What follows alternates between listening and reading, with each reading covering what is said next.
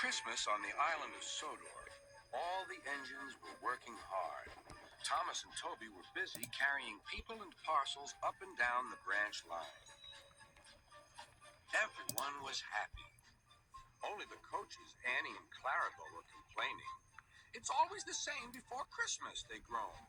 "We feel so full. We feel so full." "Oh, come on," said Thomas. "Where's your festive spirit? Christmas Day is almost here."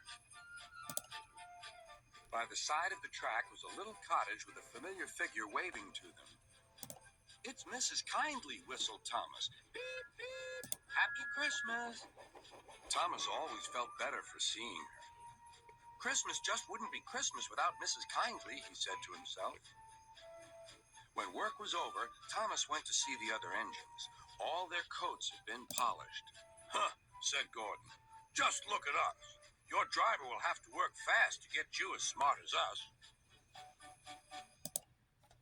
"Never mind that," replied Thomas. "I've something important to say. Do you realize it's been a whole year since Mrs. Kyndly saved us from a nasty accident? You remember when she was ill in bed and—" "Yes, of course," interrupted Edward. "You told us how she waved her red dressing gown out of her window to warn you about a landslide ahead." "And you and Toby gave her presents?" Percy joined in. "And Sir Topham Hatt sent her to the seaside to get better."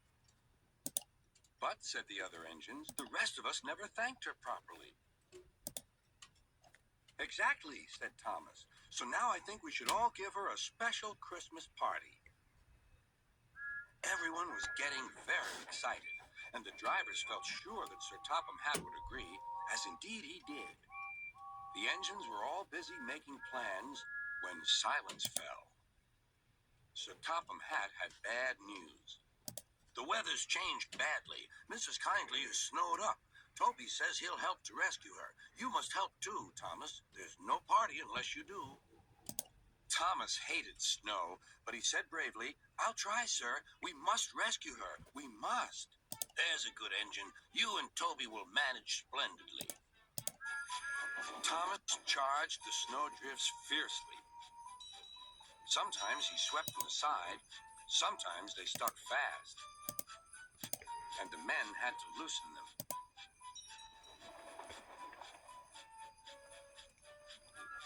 But at the cutting near the cottage, they could go no further. "Look at that!" exclaimed Thomas's fireman. "Beep, beep! Here we are!" An answering wave came from an upstairs window. Then they heard a familiar sound. "That's Terence, the tractor," said Thomas. "He's come to help too." Sure enough, Terence had a snowplow and was working hard to clear a patch to the railroad line and safety. At long last, the rescue was complete. Percy took the tired workmen home. Terence said goodbye to Mrs. Kyndly and promised to take care of her cottage as he watched them all set off.